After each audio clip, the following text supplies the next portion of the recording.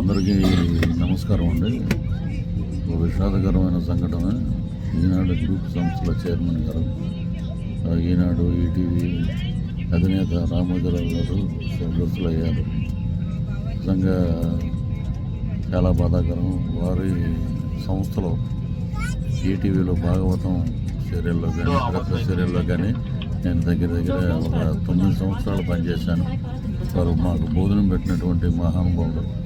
నిజంగా అటువంటి మహానుభావుడు ఎంతోమంది టెక్నీషియన్లకి నటీనటులకి ఒక అవకాశం ఇచ్చి వారి జీవితాలు నిలబెట్టినటువంటి రామోజీరావు గారు లేరు అనే వార్త వినంగానే నిజంగా చాలా బాధ కలిగింది. వారు ఎక్కడున్నా వారి ఆత్మ శాంతి కలగాలని, వారి కుటుంబ సభ్యులకి ధైర్యాన్ని, మనోధైర్యాన్ని ఇవ్వాలని భగవంతుడు మనస్ఫూర్తిగా ప్రార్థిస్తున్నాను. అందుకే ఒక అవకాశం ఇచ్చి వారి జీవితాలు నిలబెట్టినటువంటి రామోజీరావు గారు లేరు అనే వార్త వినంగానే నిజంగా చాలా బాధ కలిగింది.